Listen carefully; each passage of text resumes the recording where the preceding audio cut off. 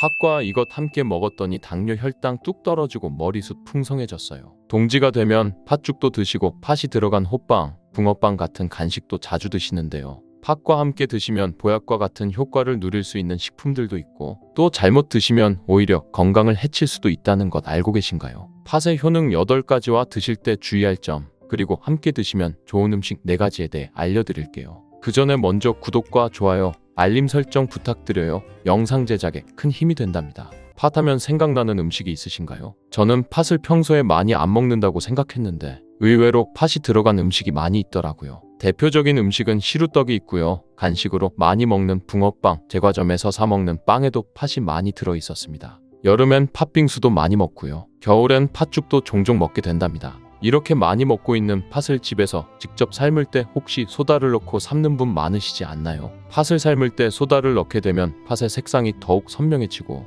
팥을 더욱 부드럽게 해주어 팥을 삶는 데 걸리는 시간을 단축시켜줍니다. 이런 이유로 가정에서 팥을 삶을 때 소다를 많이 사용하는데요. 앞으로는 절대 소다를 사용하지 마세요. 소다를 넣고 팥을 삶게 되면 팥의 영양소가 파괴되어 팥의 좋은 성분을 흡수할 수 없게 되기 때문이에요.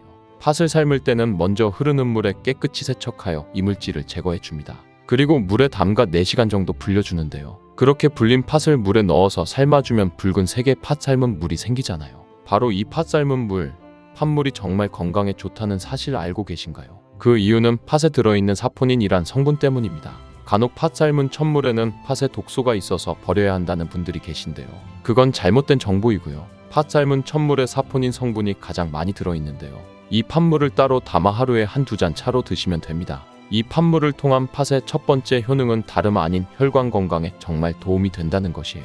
팥물이 혈관 청소부라는 별명이 있을 정도로 혈관을 깨끗하게 해주는 효능이 있는데요. 그 이유는 팥에 함유된 강력한 항산화 성분인 안토시아닌이 혈관 내 활성산소를 제거해 주어 혈관 세포 손상을 예방해 주기 때문이에요.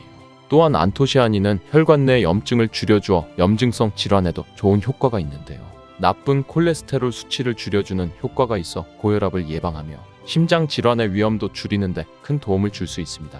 이뿐 아니라 조선시대 기록에 보면 이 팥물로 세안을 했다는 기록이 있는데요.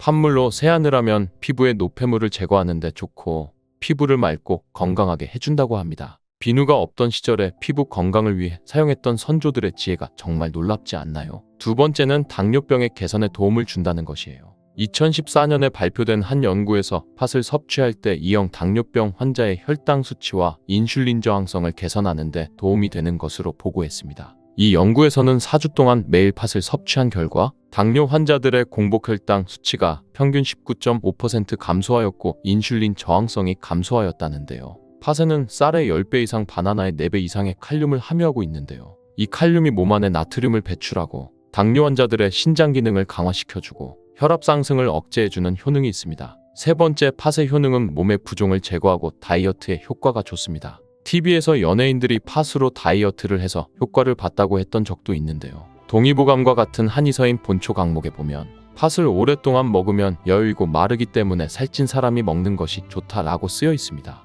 이에 따라 한의원에서 살을 빼는 처방을 할 때 팥을 쓰는 경우가 많이 있는데요. 팥의 칼륨으로 인한 이뇨작용이 있는데 이를 통해 부종을 경감시키는 효능이 있을 뿐 아니라 지방이 몸에 축적이 잘 되어 살이 찌는 사람에게 효과적입니다. 특별히 단단한 살이 아닌 물살이라고 하죠. 쉽게 붓고 쉽게 살이 찌는 분들에게 더욱 효과적입니다. 실제로 팥이 다이어트에 효과가 있다는 연구 결과도 있는데요. 실험주에 팥 추출물을 먹였더니 근육 손실 없이 체지방 함량이 30% 이상 줄었고 몸무게도 37%나 감소했다고 합니다. 네 번째, 팥의 효능은 변비를 개선하는 데 도움을 준다는 것입니다. 팥에는 사포닌뿐만 아니라 많은 식이섬유가 함유되어 있는데요. 사과에 비해 10배나 많은 식이섬유가 함유되어 있습니다. 팥을 섭취하게 되면 이 식이섬유가 장운동을 활발히 하고 대변을 부드럽게 만들어 배변을 원활하게 해주고 또한 장내 유익균에 풍부한 먹이를 제공하여 장 건강을 좋게 해줍니다. 면역력을 강화하는 데 가장 중요한 부분이 장인데요. 팥을 통해 장 건강을 좋게 하면 면역력까지 좋아지는 효과를 누릴 수 있는 것이에요. 다섯 번째, 팥의 효능은 탈모 예방에 도움을 준다는 것입니다. 나이가 들면서 머리숱이 점점 없어져 고민되는 분들 많으시지요. 팥과 함께 천연 탈모약이라 불리는 수수를 함께 드신다면 탈모 예방에 큰 도움을 받을 수 있습니다. 바로 팥과 수수에는 비오틴이라는 성분이 함유되어 있는데요. 이 비오틴은 모발의 모공에서 시작되는 생성 단계부터 자라나고 손상된 머릿결이 재생되는 데까지 관여하는 정말 중요한 성분이에요. 건강한 머릿결을 만드는데 꼭 필요한 성분이라고 할 수 있는데요. 비오틴이 몸속에서 부족한 현상이 나타나면 머리카락이 얇아지면서 많이 빠지게 되고 뿐만 아니라 신경계에도 문제가 생겨서 피로감이 잦아지고 우울감이 커지며 기억력 저하까지 나타날 수 있습니다. 두피 건강에도 문제가 생겨서 건조해지고 가려움증이 발생하며 이로 인해서 탈모가 가속화될 수 있는 것이지요. 비오틴뿐 아니라 모발의 성장에 도움이 되는 아미노산이 팥에 풍부하고 수수에는 미네랄 성분이 풍부하여 머리카락을 건강하게 유지하는 데 도움을 주는 역할을 할 수 있습니다. 또한 팥과 수수에 함유된 항산화 물질들이 머릿결을 상하게 하는 자유라디칼 성분을 중화해 주어 머리카락 건강에 큰 도움을 주는 것이에요. 6번째, 팥의 효능은 쌀을 주식으로 하는 우리나라 사람에게 꼭 필요한 탄수화물 소화를 돕는다는 것입니다. 이는 팥에 함유되어 있는 비타민 B의 역할 덕분인데요. 비타민 B는 탄수화물, 단백질, 지방을 에너지로 변환하여 우리 몸에 충전해주는 역할을 합니다. 또한 신경전달 물질인 뉴로트랜스미터의 합성에 관여해 뇌신경을 건강하게 하는 데에도 도움을 주는데요. 팥을 잘 섭취하면 뇌를 건강하게 해주어 치매 예방에도 도움이 되는 것입니다. 팥과 함께 먹으면 좋은 음식이 수수 말고도 호박이 있는데요.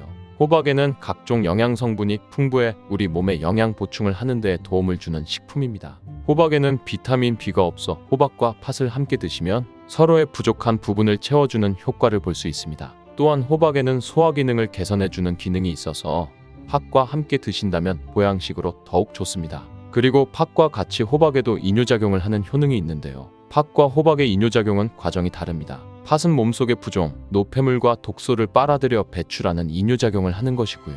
호박은 신장에서 만들어지는 호르몬의 분비를 억제하여서 이뇨작용을 촉진하게 되는데 이렇게 되면 신장에 과다하게 축적된 수분을 배출하는 역할을 하게 됩니다. 7번째, 팥의 효능은 빈혈을 개선하는 데 도움을 준다는 것이에요. 철분이 부족해지면 심각한 증상이 나타날 수 있는데요. 그것이 바로 빈혈이죠. 빈혈로 인해 어지러움 증상과 두통이 발생하게 되는데요. 이렇게 되면 생활하는데 큰 불편함이 생기게 되겠지요. 팥에는 단백질, 식이섬유, 칼륨, 비타민, 비오틴뿐 아니라 바로 칼슘과 철분이 풍부한데요. 팥에 함유된 철분의 함량이 우유의 100배나 된다는 사실 알고 계셨나요? 팥을 드시면 철분 부족으로 인한 빈혈을 예방할 수 있는 것이지요. 뿐만 아니라 산모에게도 좋은데요. 바로 젖이 잘생기지 않아 힘드신 산모들 많으시죠? 이때 팥을 드시면 젖을 잘 돌게 하는 효능도 있답니다. 8번째, 팥의 효능은 스트레스를 줄여주는데 도움을 준다는 것입니다. 팥에 함유된 비타민 B가 신경계를 안정화한다고도 했잖아요. 신경계를 안정화해 스트레스로 인한 신경계 손상을 회복시켜서 스트레스의 문제를 완화시켜주는 것입니다. 이뿐 아니라 팥에는 마그네슘의 함량도 높은데요. 마그네슘은 신체의 스트레스 반응을 조절하는 데 중요한 역할을 합니다. 마그네슘이 부족하면 스트레스에 노출될 때 반응이 더욱 강해져 힘들게 되는데요. 팥을 섭취하여 마그네슘을 보충하면 스트레스가 오더라도 금방 회복할 수 있는 것이지요. 그리고 팥에는 복합 탄수화물도 풍부한데요. 복합 탄수화물은 천천히 소화되어 급격한 혈당 상승을 방지하고 일정한 에너지 공급을 유지하는 데 도움이 됩니다. 이는 스트레스 상황에서도 안정적인 에너지 공급을 유지할 수 있게 해주어 스트레스를 관리하는 데 도움이 될 수 있습니다. 이렇게 좋은 팥도 많이 드시게 되면 이뇨작용이 과하게 되어 몸에 무리를 줄 수 있는데요. 이를 방지할 수 있는 방법이 있는데 그건 바로 찹쌀을 함께 드시는 것입니다. 팥죽을 끓일 때 찹쌀을 넣어 함께 죽을 만드는 경우도 있고 쫄깃한 찹쌀로 경단, 새알을 만들어 넣어 먹는 경우도 있지요. 이렇게 찹쌀과 팥을 함께 드시면 팥 때문에 몸 안에 수분이 과하게 빠져나가는 것을 찹쌀이 막아주어 문제가 생기지 않게 해주는 것입니다. 선조들의 지혜가 정말 놀랍지 않나요? 그런데 팥은 찬 성질이 있어서 장이 좋지 않은 분들이 팥물을 많이 드시게 되면 소화불량, 복부팽만, 복부 통증을 일으킬 수 있으니 주의하셔서 조금씩만 드시길 바랍니다. 팥이 또 차가운 성질을 가지고 있어 드시기 불편하신 분들은 바로 생강과 함께 드시면 문제는 해결될 수 있습니다. 생강의 따뜻한 기운이 팥의 차가운 기운을 중화시켜 주어 장에 무리를 주지 않고 건강에도 더욱 좋은데요. 팥에는 항암 효과가 뛰어난 안토시아닌이 풍부한데 생강과 함께 드시면 생강의 매운 맛을 내는 진저롤과 쇼가올 성분이 발암물질을 제거해주는 효능이 있어 팥과 함께 드시기에 정말 좋은 식품입니다. 생강을 쪄서 말려서 드시면 이런 효과가 10배가 증가하게 되는데요. 말린 생강과 팥을 함께 삶아 차로 드시면 몸이 찬 분들에게도 도움이 됩니다. 바로 수족냉증으로 힘드신 분들에게 좋은 것이지요. 편의점에서도 많이 팔리는 간식으로 단밤을 빼놓을 수 없죠. 그만큼 밤은 우리에게 인기가 많은 먹거리인데요. 밤은 단순 간식으로 취급하기엔 우리 몸을 건강하게 하는데 깜짝 놀랄 만큼 많은 영양 성분을 갖고 있습니다. 그런데 밤도 잘 알고 드셔야 보약이 될 수 있는데요. 밤을 먹을 때 주의할 점과 밤의 효능, 밤에 대한 모든 것 알려드릴게요. 건강한 삶을 위한 건강한 정보를 전해드리는 저희 채널, 영상 시작 전에 구독과 좋아요 눌러주시고요. 전체 알림 해놓으시면 앞으로 알려드리는 건강 정보 빠르게 받아보실 수 있을 거예요. 달달한 밤은 의외로 당뇨를 예방하는 데 놀라운 도움을 줄 수 있습니다. 밤에는 저항성 전분이 많이 함유되어 있어 혈당이 급격히 올라가는 혈당 스파이크를 막아줄 수 있습니다. 나이가 들수록 췌장의 기능이 약화되고 식습관이 좋지 않은 분들은 당뇨가 발병하기 쉽습니다. 고혈당으로 인해 췌장뿐만 아니라 혈관의 염증이 지속적으로 발생하여 다양한 심혈관 질환을 유발하게 되는데요. 따라서 50대 이후가 되면 건강을 유지하기 위해 혈당 조절이 필수적이죠. 혈당 조절을 위해 밤을 드시면 도움을 받을 수 있는데요. 건강하신 분들은 하루에 밤 10개를 드셔도 괜찮지만 이미 당뇨가 있는 분들은 5개 이하로 드시기 바랍니다. 밤은 노화를 방지하고 면역력을 강화하는 데에도 탁월한 효능을 발휘합니다. 그 이유는 카로티노이드라는 성분이 풍부하게 들어있는데 이 성분이 바로 강력한 항산화 물질이기 때문이에요. 카로티노이드는 항산화 효능으로 활성산소를 제거하여 세포의 노화와 손상을 예방하며 암세포의 증식도 막아줄 수 있습니다. 우리 몸을 공격하는 활성산소를 제거함으로 면역력을 강하게 하는데 도움이 될 수 있는 것이죠. 밤은 소화기관을 건강하게 하는 데에도 좋은데요. 밤에 풍부한 수용성 식이섬유는 장 건강에 아주 유익하고 밤은 따뜻한 성질이 있어 위장을 보호하고 건강하게 해줄 수 있습니다. 실제로 밤은 배탈이 났을 때 약으로 처방되기도 하는데요. 밤에 속껍질을 차로 드시게 되면 평소 배가 차서 설사를 자주 하시는 분들에게 도움이 된답니다. 또한 밤은 피로를 회복하는 데에도 도움이 되는데 비타민 B가 풍부하게 들어있기 때문입니다. 비타민 B는 탄수화물, 지방, 단백질 등의 대사를 촉진하여 에너지 생산을 도와 피로를 유발하는 원인 중 하나인 에너지 부족을 해소하는 데 도움이 됩니다. 또한 젖산이 근육에 쌓이게 되면 피로를 유발하고 근육통을 발생시키는데요. 비타민 B가 젖산의 생성을 억제하고 제거하는 데 도움을 주게 됩니다. 이런 효능으로 피로를 회복하고 근육의 통증까지 줄여줄 수 있는 것이죠. 또한 비타민 B는 신경계의 기능을 개선하는데 이는 피로감을 줄여주고 집중력과 기억력을 향상시키기도 한답니다. 혹시 치매에 걸릴까봐 걱정이 되시나요? 요즘에는 젊은 사람들에게도 치매가 발병하는 경우가 늘어나고 있는데요. 중년 이후가 되면 치매를 예방하기 위해 많은 영양제를 드시게 되죠. 밤을 드시게 되면 뇌를 건강하게 하는데 도움을 받을 수 있습니다. 밤에는 치매를 예방하는 데 도움이 되는 많은 영양 성분이 들어있는데요. 대표적으로 트립토판, 레시틴, 베타카로틴, 폴리페놀 등이 있습니다. 트립토판은 뇌에서 세로토닌의 생성을 촉진하게 되는데 세로토닌의 별명이 행복 호르몬이죠. 세로토닌의 효과로 스트레스를 해소하게 되고 행복감이 높아지면 치매를 예방하는 데 도움이 될 수 있습니다. 레시틴은 뇌세포를 구성하는 성분 중의 하나로서 뇌세포의 손상을 예방하여 뇌의 기능을 향상시킬 수 있습니다. 베타카로틴과 폴리페놀은 인지기능을 강화하고 뇌세포의 손상과 노화를 예방하여 치매를 예방하는 데 놀라운 효능을 발휘하게 됩니다. 고혈압을 완화하는 데에도 밤은 좋은 식품인데요. 풍부한 칼륨을 함유하고 있어 체내에 쌓인 나트륨을 배출하여 혈압을 낮추는 데 도움을 줍니다. 또한 마그네슘이 많이 들어있는데 마그네슘의 대표적인 효능 중에 하나가 혈압을 조절하는 것이죠. 다만 칼륨의 함량이 높기 때문에 신장이 약하신 분들은 밤을 드실 때 주의가 필요합니다. 높은 칼륨의 섭취는 약해진 신장을 더욱 망가뜨릴 수 있기 때문입니다. 밤 좋아하시는 분들 많으시죠? 그런데 이 밤이 다 좋은데 까는 게 쉽지 않아 고생하시는 분들 많으실 거예요. 밤 한 방에 쉽게 까는 방법 2가지 방법으로 알려드릴게요. 우선 밤을 물에 담가 깨끗하게 씻어주세요.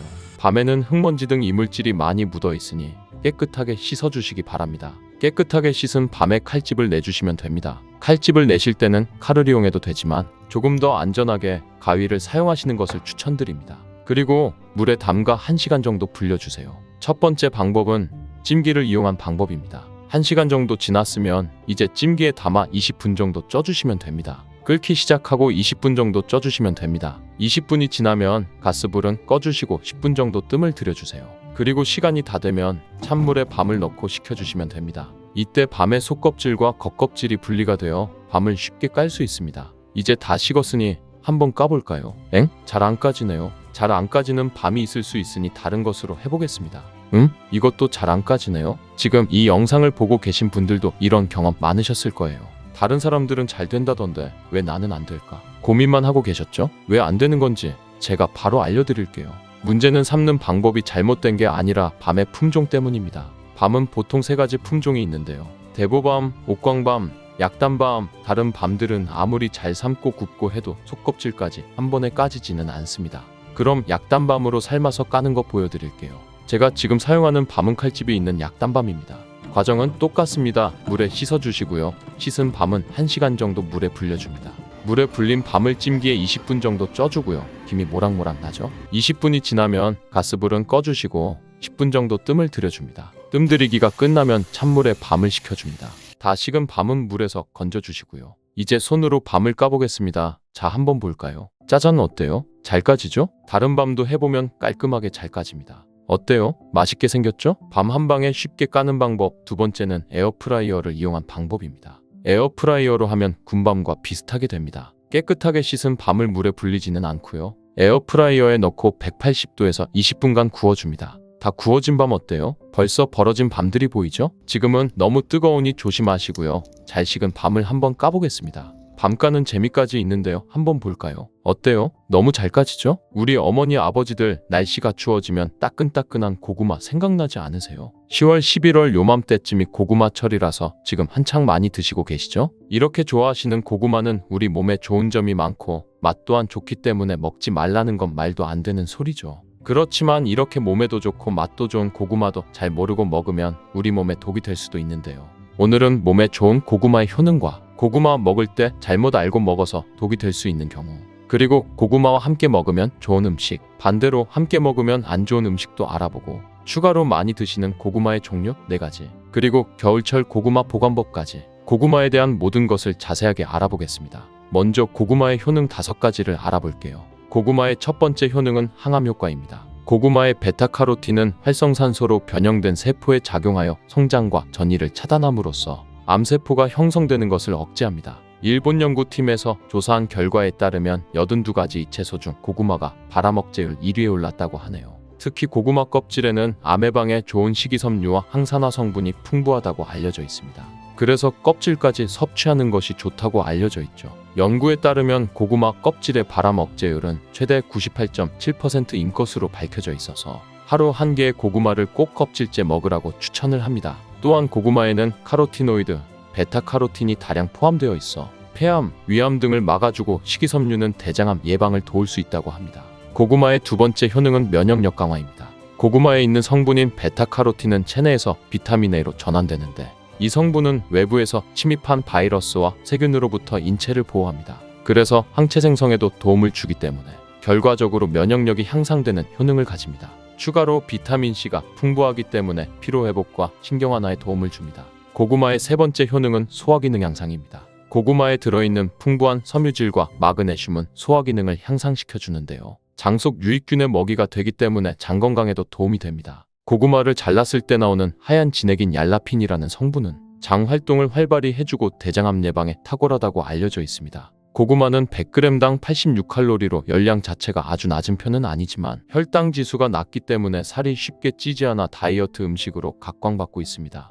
또한 섬유질이 풍부해 배변 활동을 도와주고 노폐물과의 흡착력이 뛰어나기 때문에 변비를 개선합니다. 또한 고구마에는 저항성 녹말이 풍부한데, 이 녹말은 포만감을 줄 뿐만 아니라 소화가 느리고 지방 분해 효과가 있기 때문에 체중 감량 효과를 얻을 수 있습니다. 고구마의 네 번째 효능은 노화 예방입니다. 고구마에는 비타민C와 비타민E, 베타카로틴 등이 많이 함유되어 있어 노화 유발을 하는 활성산소를 억제하여 주는 기능을 합니다. 안토시아닌은 세포 손상을 막아주고 생성 촉진을 하여 피부에 탄력이 생기도록 도와줍니다. 고구마의 다섯 번째 효능은 혈관을 튼튼하게 해줍니다. 고구마에는 칼륨이 많아 체내 나트륨을 몸 바깥으로 내보내주고 혈압이 정상적으로 유지될 수 있게 도와줍니다. 이로 인하여 고혈압 등의 혈관 관련 질병의 예방을 돕습니다. 그리고 비타민 B 복합체 판토텐산이 들어있어 코르티솔 분비를 촉진하여 스트레스나 혈압 수치가 높아지는 것을 막아줄 수 있습니다. 고구마는 이렇게 효능만 봐도 안 먹을 수 없는 정말 최고의 식품인데요. 그런 고구마도 경우에 따라서 몸에 좋을 수도 있고 독이 될 수도 있습니다.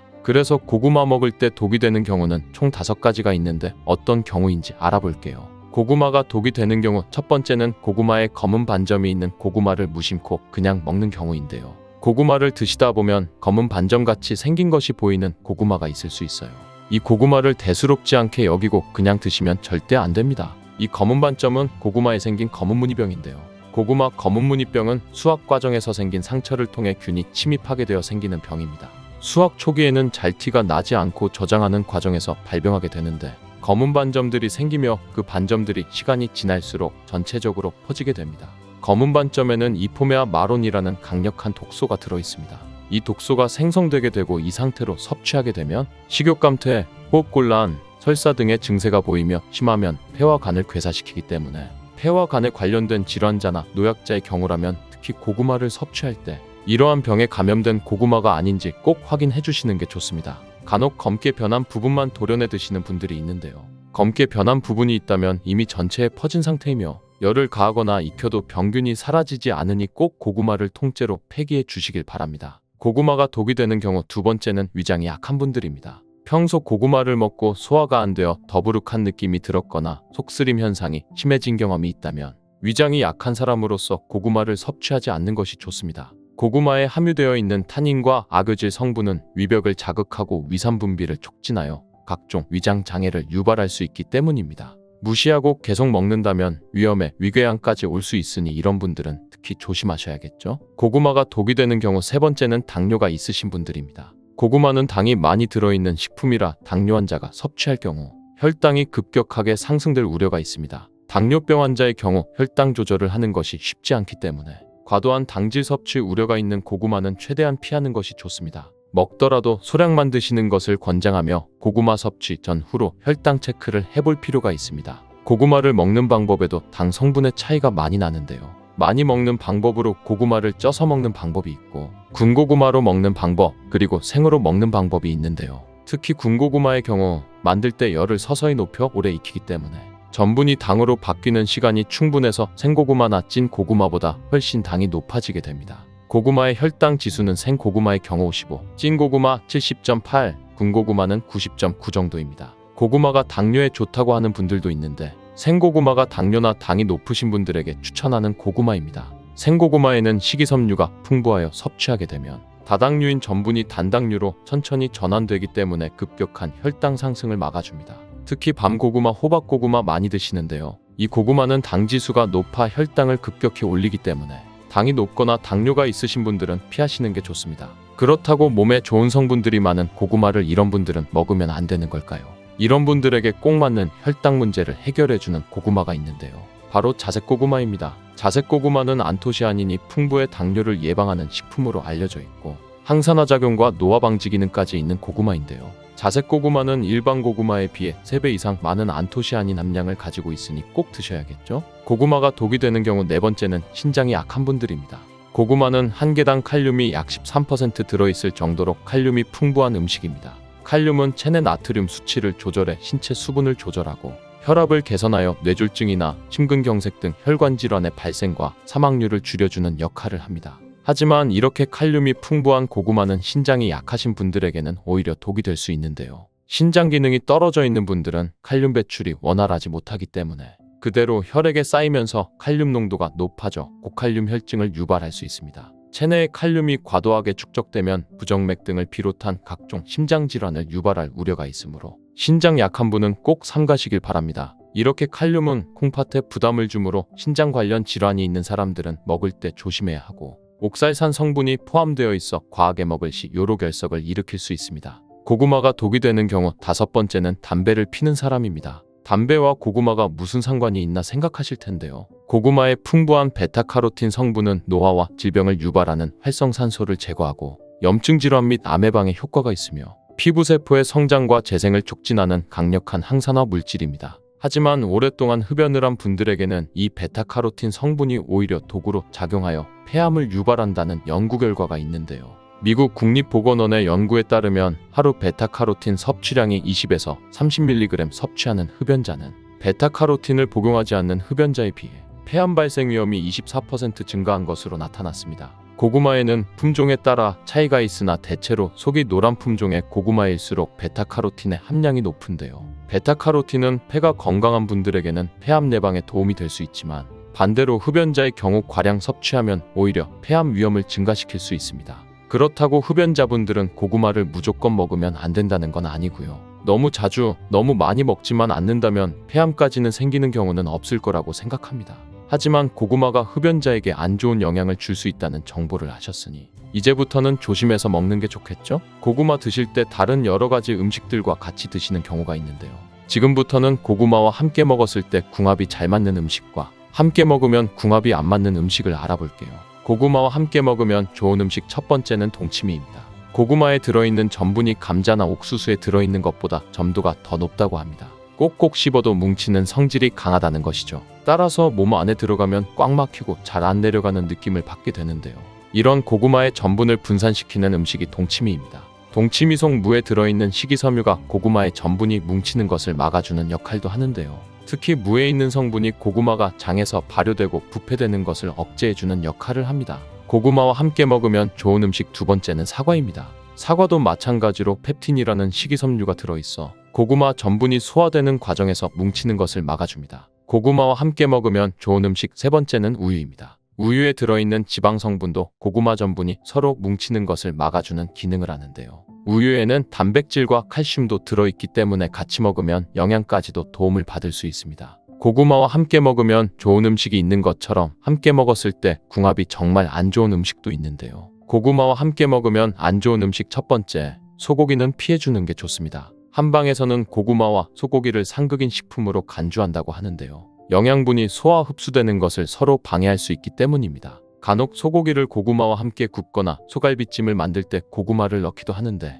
두 식품을 함께 먹으면 소화가 안 될 수 있으니 피하는 게 좋습니다. 고구마와 함께 먹으면 안 좋은 음식 두 번째는 땅콩입니다. 땅콩은 고지방과 고단백 식품 중 하나로 지방과 단백질이 풍부합니다. 여기에 고구마는 주로 탄수화물이 풍부한 음식으로 탄수화물이 주를 이루는데 두 음식을 함께 섭취하면 고단백과 고지방이 함께 소화되어 소화가 잘 안 될 수 있습니다. 또한 두 음식을 함께 먹게 되면 과다한 칼로리를 섭취할 수 있어 체중 관리에 영향을 줄 수 있습니다.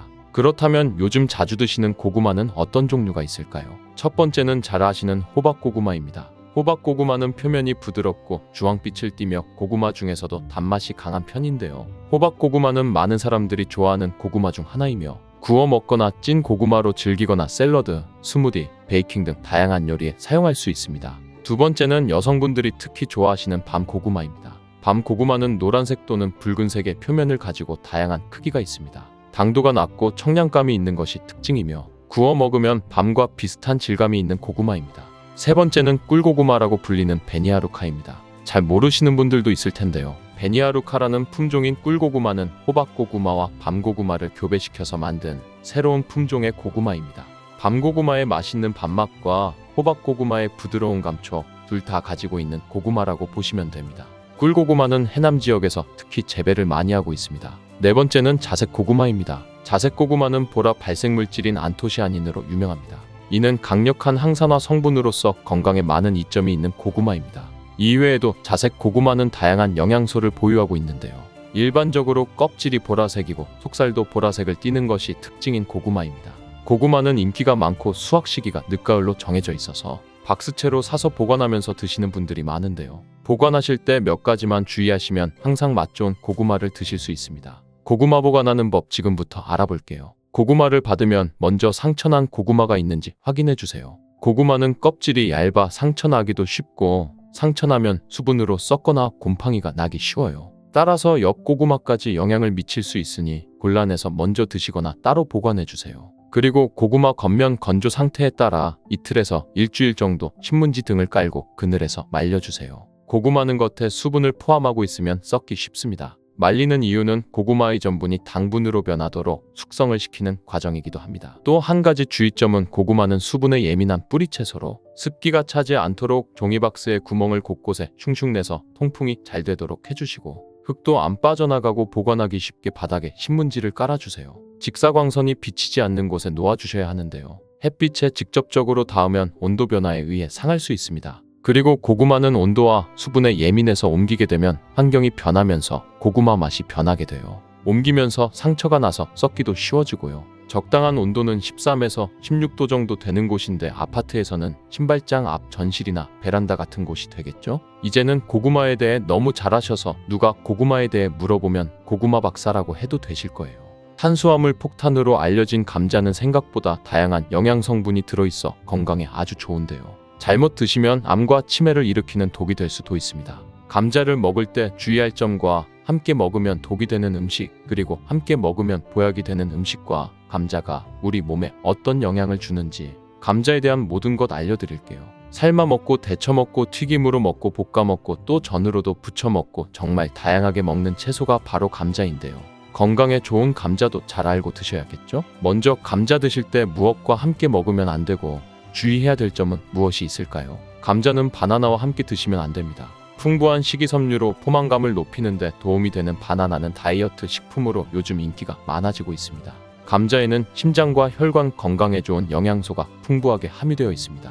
소금과 나트륨을 많이 드시면 고혈압이 발생할 위험이 높아지고 혈관 건강에 나쁘다는 사실은 알고 계시죠? 그렇기 때문에 나트륨의 섭취량을 줄이는 것이 매우 중요한 것이죠. 그리고 이미 섭취한 나트륨을 몸 밖으로 배출시켜주는 것도 매우 중요한데요. 그 역할을 해주는 것이 바로 칼륨이랍니다. 감자에는 다양한 영양소뿐만 아니라 칼륨도 많이 들어있습니다. 감자에 있는 풍부한 칼륨이 혈관을 확장시켜주고 나트륨뿐만 아니라 노폐물까지 원활하게 잘 배출시켜주는 역할을 해줍니다. 이런 효능으로 감자만 잘 드셔도 고혈압, 고지혈증뿐만 아니라 동맥경화와 뇌졸중과 같은 심혈관 질환을 예방하는 데 많은 도움을 받을 수 있습니다. 그런데 문제는 바로 바나나에도 칼륨의 함량이 상당히 높다는 것인데요. 칼륨이 혈관 건강에 도움이 되는 것은 맞지만 과하게 섭취하게 되면 오히려 문제가 생기게 됩니다. 혈관 내의 칼륨의 농도가 높아지면 근육과 신경이 과하게 이완되는 증상이 나타나고 근육이 마비되는 증상과 손발이 저리고 심하면 부정맥과 저혈압이 나타날 수 있습니다. 앞으로는 감자와 바나나를 함께 드시기보다 두세 시간의 간격을 두고 드시거나 다른 식사 시간에 드시길 바랍니다. 또한 감자의 풍부한 칼륨은 혈액이 산성화되어 우리 몸을 손상시키는 현상도 예방해 줄 수 있는데요. 칼륨이 바로 알칼리성 성분이기 때문이죠. 칼륨은 뼈 건강에도 도움을 주어 골다공증 예방에 탁월한 것으로 알려져 있습니다. 뼈에서 칼슘이 빠져나가는 것을 막아주는 역할을 할 뿐 아니라 종아리 근육의 경련이나 손과 발저림의 증상을 예방해 주기도 하는데요. 칼륨이 근육의 수축과 이완을 원활하게 하는 데 도움을 주기 때문입니다. 감자의 칼륨이 이렇게 많은 작용을 하여 고혈압, 뇌졸중, 동맥경화 등의 심혈관 질환뿐만 아니라 뼈와 근육을 튼튼하게 하는 데에도 많은 도움을 준답니다. 감자의 조리 방법은 정말 많고 여러 가지 요리에 사용되는데요. 조리할 때 주의할 사항이 있습니다. 감자전이나 감자튀김처럼 기름을 사용해 조리하는 것은 잘못하면 우리 몸에 독이 될 수 있는데요. 기름을 사용해 감자를 조리하게 되면 칼로리가 높아질 뿐만 아니라 혈관 건강에 정말 최악인 트랜스 지방을 많이 섭취하게 되는데 이는 동맥경화, 고혈압, 뇌졸중 등의 혈관 질환을 일으키는 주범이랍니다. 특히 감자를 튀기게 되면 유해물질이 많이 발생하게 되는데 심각한 위험물질인 아크릴아마이드입니다. 아크릴아마이드는 감자와 고구마 같은 탄수화물이 많이 포함된 식품을 기름에 튀기거나 높은 열의 온도로 조리를 할 때 만들어지는데요. 아크릴아마이드가 위험한 이유는 바로 암을 유발하고 뇌신경의 단백질을 손상시켜 알츠하이머성 치매와 파킨슨병의 위험을 증가시킬 수 있기 때문입니다. 그렇기에 아크릴아마이드는 세계보건기구와 국제암연구소에서 유해물질로 지정된 매우 위험한 물질입니다. 감자를 튀겨서 조리하는 방법은 절대 사용하면 안 되겠죠? 그렇다면 감자는 어떻게 조리하는 것이 좋은 방법일까요? 감자는 물속에 넣어 삶는 것보다는 찜기에 쪄서 드시는 것이 좋습니다. 감자에는 클로로겐산이라고 하는 폴리페놀 성분이 많이 들어가 있는데 폴리페놀이라는 성분은 우리 몸에 좋은 작용을 많이 하게 됩니다. 강력한 항산화 물질인 폴리페놀은 혈관 내 활성산소를 제거하여 세포가 손상되는 것을 막아주어 노화를 예방할 수 있고 세포가 변형되고 염증이 지속적으로 발행되어 암세포가 생성되는 상황을 미리미리 예방해 줄 수 있습니다. 또한 혈관을 건강하게 유지하는 데 도움을 주어 여러 심장질환을 예방해 줄 수도 있습니다. 혈관뿐만 아니라 피부에도 좋은 영향을 주는데요. 지방 성분이 과산화되는 것을 막아주는 효능이 있습니다. 과산화된 지방은 피부를 노화시키고 주름을 만드는 주범이기도 하답니다. 또한 클로로겐산은 지방을 분해하는 작용을 하여 다이어트에 도움이 될 수 있고 혈당이 급격하게 올라가는 것을 막아주어 당뇨 예방과 혈당 관리에도 도움이 될 수가 있습니다. 이렇게 좋은 클로로겐산은 감자의 껍질에 많이 포함되어 있는데요. 감자를 조리할 때 거의 대부분은 껍질을 벗겨내고 하게 되잖아요. 그렇게 되면 우리 몸에 좋은 성분을 그냥 버리게 되는 것이니 오늘부터는 감자를 잘 씻어서 껍질째 드시길 바랍니다. 한 가지 더 기억해야 될 사항은 감자의 조리 방법에 따라 클로로겐산의 함량이 달라진다는 것입니다. 연구 자료를 살펴보면 생감자 껍질 1g에 클로로겐산이 1mg, 감자를 삶았을 때는 0.6mg, 찜기에 쪘을 때는 1.6mg 정도로 생감자일 때보다 늘어났고 구웠을 때는 0.2mg으로 소량 남아 있었습니다. 클로로겐산은 물에 잘 녹는 성질이 있어서 감자를 물에 넣고 삶았을 때는 그 물에 클로로겐산이 녹아 버려지게 됩니다. 감자를 드실 때 쌍난 부분은 다들 조심하시잖아요. 하나 더 조심할 것은 녹색으로 변한 감자입니다. 감자의 싹에는 솔라닌이라는 독성 물질이 포함되어 있어 먹게 되면 식중독 증상이 나타나 구토와 발열, 복통이 일어날 수 있습니다. 감자가 녹색으로 변한 감자에는 그 위험한 솔라닌의 농도가 높아지기 때문에 섭취하지 않는 것이 좋습니다. 솔라닌이 도대체 뭐길래 독성을 갖고 있는 것일까요? 솔라닌은 식물 스스로가 해충, 바이러스로부터 방어하기 위해 스스로 만들어내는 천연 살충제입니다. 솔라닌의 독성은 매우 강력하기 때문에 조금만 먹어도 식중독 증상을 일으켜 복통과 두통, 구토 증세가 나타날 수 있고 심하면 호흡곤란이 나타나 매우 위험할 수 있습니다. 솔라닌은 285도 이상의 고온으로 가열해야 독성이 사라집니다. 때문에 물에 넣고 아무리 삶아도 100도 이상 올라가지 않기 때문에 솔라닌의 독소는 없어지지 않습니다. 솔라닌은 감자가 햇빛에 노출되면 빠른 속도로 함량이 늘어나기 때문에 감자는 반드시 어두운 곳에 보관하시기 바랍니다. 버터를 이용한 조리 방법이 요즘 많아지고 있죠. 감자도 버터에 조리하다가 치즈를 올려서 먹는 분들이 많은데요. 앞으로 이 방법은 사용하지 않는 것이 좋겠습니다. 치즈와 버터를 감자와 함께 드시게 되면 포화지방과 나트륨의 함량이 높아지게 됩니다. 그렇게 되면 혈관 건강에 악영향을 끼쳐 심혈관의 건강이 나빠질 수 있죠. 치즈의 포화지방은 나쁜 콜레스테롤의 수치를 높아지게 하는데요. 거기에 나트륨까지 더해지면 혈관은 많은 여러 손상을 입게 되고 혈압이 높아져 심각한 위험을 초래할 수 있습니다. 그렇다면 감자는 어떤 음식과 먹을 때 우리 몸에 보약이 될 수 있을까요? 감자와 우유를 함께 먹으면 시너지가 폭발하여 우리 몸에 보약이 될 수 있습니다. 감자는 탄수화물뿐만 아니라 양질의 단백질도 풍부하여 단백질 공급원으로도 손색이 없습니다. 감자의 단백질은 우유와 계란에 이어 흡수율이 높을 뿐만 아니라 콩에 함유된 단백질보다도 좋은 단백질로 평가받고 있습니다. 우유에는 지방과 비타민 A 그리고 칼슘이 풍부하여 감자의 부족한 영양 성분을 보완해 줍니다. 또 감자의 풍부한 비타민 C는 우유의 부족한 영양 성분을 보완해 줄 수 있죠. 감자에는 각종 비타민이 정말 많이 들어 있는데요. 그 중에서도 특히 비타민 C의 함량이 놀라울 정도로 많이 들어 있습니다. 감자 한 개에는 비타민 C의 하루 권장 섭취량의 30% 이상 들어있는데 이 양은 사과보다도 3배나 많은 양이랍니다.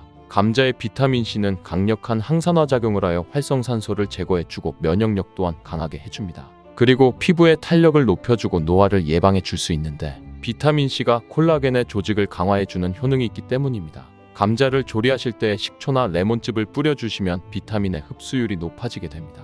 양파 또한 감자와 함께 드시면 보약이 되는데요. 감자가 위 건강에 좋다는 사실을 알고 계셨나요? 감자의 풍부한 아르기닌과 폴리페놀 성분이 항염작용을 해주기 때문인데요. 이 성분들은 위벽을 보호하고 염증을 감소시키며 독소를 제거하는 역할을 합니다. 이뿐만 아니라 감자는 알칼리성 식품으로 몸이 산성화되는 것을 막아주는데 산성화가 되면 여러 질병의 위험이 높아지게 되죠. 양파는 감자와 더불어 대표적인 알칼리 식품인데요. 감자의 항염 및 항암 효과를 강화해 주는데 탁월한 효능을 발휘해 줍니다. 퀘르세틴이란 성분이 풍부한 양파는 혈관을 깨끗하게 해주는데 특히 염증을 제거하는데 놀라운 효능을 발휘합니다. 또한 감자에 포함된 비타민의 흡수율을 높여주어 감자의 효능을 극대화시켜 준답니다. 토마토가 건강에 이로운 슈퍼푸드라는 사실은 알고 계시죠? 이런 토마토는 감자와 함께 드시면 정말 보약과 같은 효능을 발휘하게 되는데요. 토마토와 감자를 함께 드시면 항산화 물질과 비타민의 함량을 폭발적으로 늘릴 수 있습니다. 토마토의 라이코펜과 감자의 비타민C가 만나게 되면 항산화작용이 극대화되어 면역력을 강화시켜주고 온몸 구석구석의 염증을 제거하는 데 많은 도움을 주게 됩니다. 토마토와 감자는 심혈관 건강을 강화하고 혈압을 조절하는 데 도움을 줄 수 있습니다. 콩과 식물들도 감자와 함께 먹으면 우리 몸에 보약이 되는데요. 콩과 식물은 식물성 단백질, 섬유질, 철분, 마그네슘과 여러 비타민을 포함하여 심혈관을 건강하게 해주고 그리고 혈당을 조절하는 데 놀라운 효능을 발휘하여 당뇨를 예방할 수 있고 혈관을 깨끗하게 해주어 혈관성 치매도 예방하는 데 도움이 됩니다. 콩과 식물과 감자를 함께 드시게 되면 포만감을 장시간 유지시켜주고 우리 몸에 에너지를 긴 시간 공급해주는 효능을 발휘합니다. 식탁 위에 보약인 토마토는 세계 10대 푸드 중 하나로 영양소 폭탄인데요. 토마토에는 라이코펜을 비롯해 각종 비타민과 필수 영양소가 듬뿍 들어있어 면역력 강화, 성인병 예방, 항암 효과, 항노화 등 다양한 효능이 있답니다. 최근에는 세계에서 가장 많이 소비되는 채소로 알려지면서 토마토의 효능에 대한 관심도 더욱 높아지고 있는데요. 토마토와 함께 먹으면 안 되는 음식과 주의할 점, 그리고 토마토와 함께 드시면 보약이 되는 음식까지 토마토에 대한 모든 것 알려드릴게요. 철분과 비타민이 많아 요즘 들어 특히 주목받고 있는 채소가 시금치인데요. 시금치는 토마토와 상극으로 함께 드시면 안 됩니다. 시금치 속 철분을 토마토처럼 비타민C가 풍부한 음식과 먹으면 좋다고 해서 빈혈이나 당뇨가 있으신 분들이 함께 많이 드실 텐데요. 신장이 약하신 분들께는 특히 좋지 않은 궁합입니다. 왜냐하면 바로 옥살산 때문입니다. 옥살산이 혈액 속 칼슘과 결합하면 작고 뾰족한 결정 모양으로 체내에 쌓여 결석을 만들게 됩니다. 그렇게 되면 근육통과 근육경련뿐만 아니라 심하면 신장 결석과 신장암을 유발시킬 수 있습니다. 시금치의 철분이 토마토의 라이코펜 흡수를 방해하는 작용을 하는데요. 토마토가 슈퍼푸드로 손꼽히는 이유가 바로 라이코펜 성분 때문입니다. 라이코펜은 강력한 항산화 작용으로 몸속의 산화 스트레스와 염증을 줄여주고 암을 예방하는 놀라운 성분입니다.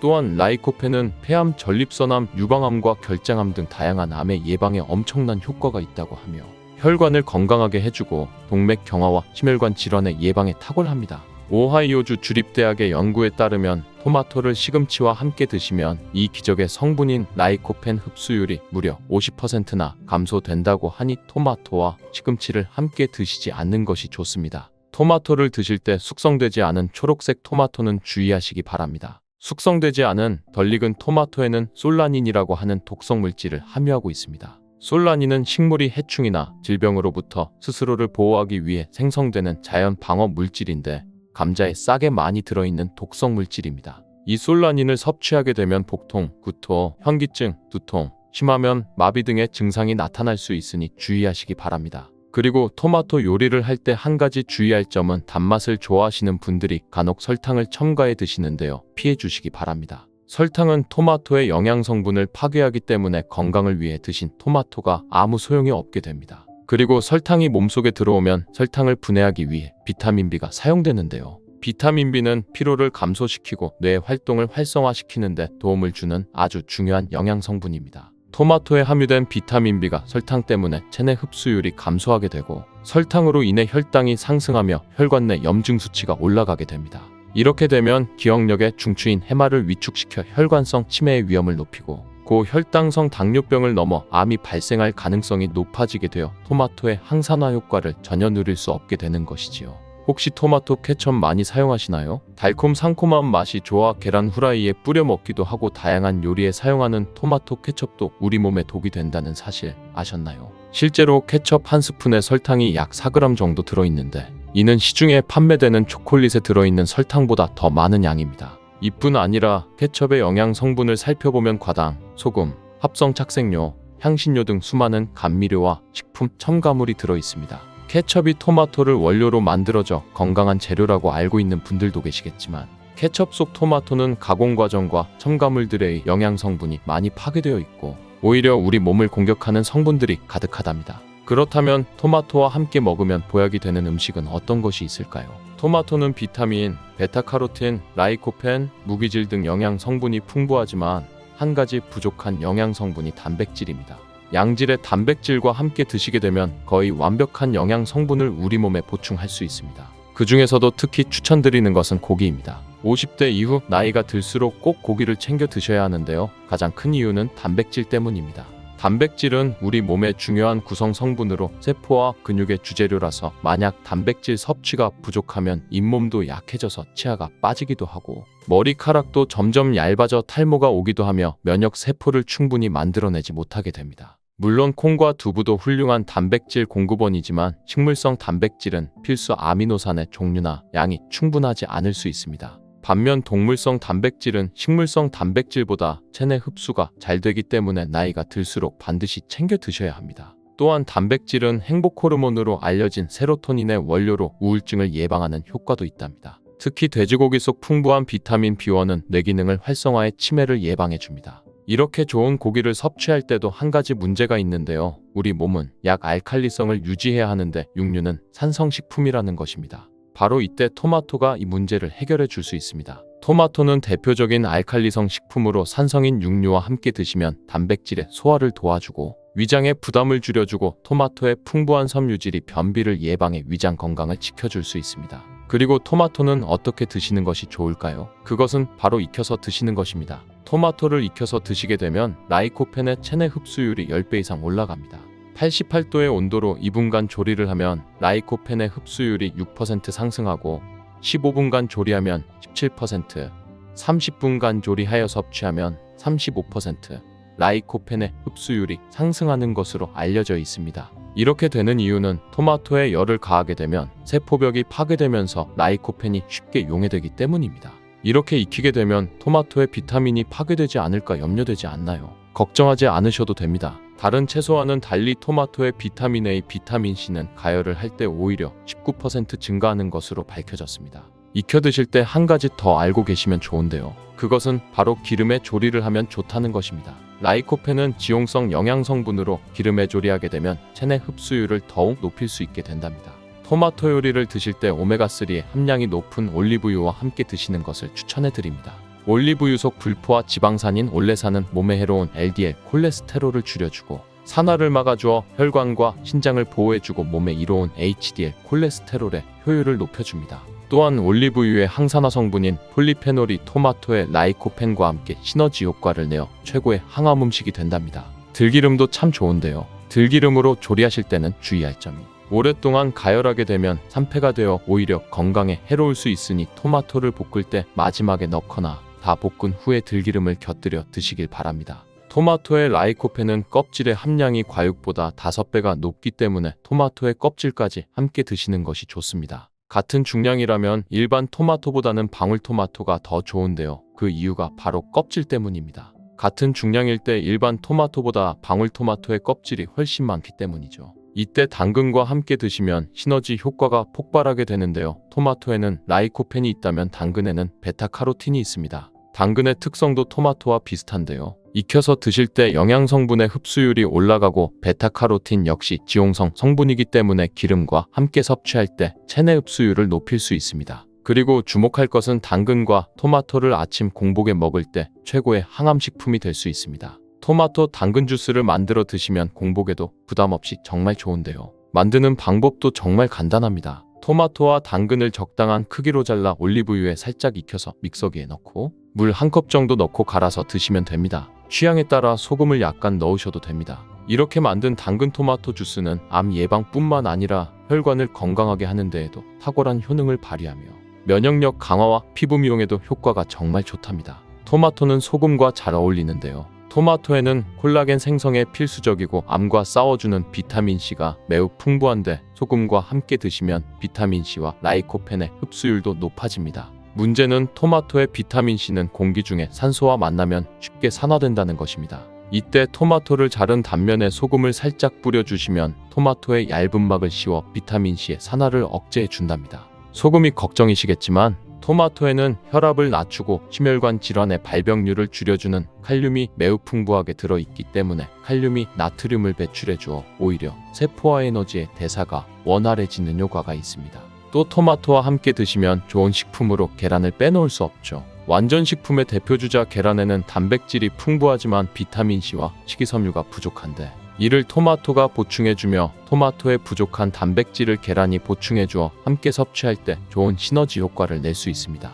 토마토의 라이코펜도 계란과 함께 섭취 시 체내 흡수율이 높아지며 항산화 효과와 면역력 강화에도 높은 효과를 누릴 수 있습니다. 토마토와 계란은 함께 볶아서 드시면 되는데요. 만드는 방법도 알려드릴게요. 먼저 계란을 풀어 달궈진 팬에 넣고 스크램블을 만들어줍니다. 만든 스크램블은 접시에 옮겨놓고 팬에 올리브유를 넣고 다진 파를 볶아 파기름을 내어줍니다. 그리고 적당한 크기로 자른 토마토를 넣고 잘 볶아주다가 마무리 될 때쯤에 접시에 옮겨 놓았던 스크램블을 넣고 조금 더 볶아주면 끝입니다. 정말 간단하죠? 취향에 따라 간장이나 굴소스 같은 조미료를 첨가해 주셔도 됩니다. 이렇게 토마토 계란볶음은 아침 공복에 드시면 소화도 잘 될 뿐만 아니라 풍부한 영양 성분과 계란의 포만감으로 다이어트에도 정말 좋은 음식이 됩니다. 브로콜리도 참 좋은데요. 브로콜리는 토마토와 함께 세계 10대 푸드에 들어가는 채소입니다. 토마토가 전립선암에 좋다고 했는데 브로콜리와 함께 섭취하게 되면 효과는 더욱 증가된다는 연구 결과도 있습니다. 또한 브로콜리는 토마토의 영양 성분 흡수율을 높여주며 혈압을 조절해주고 동맥경화를 예방하는 데에도 도움을 준다고 합니다.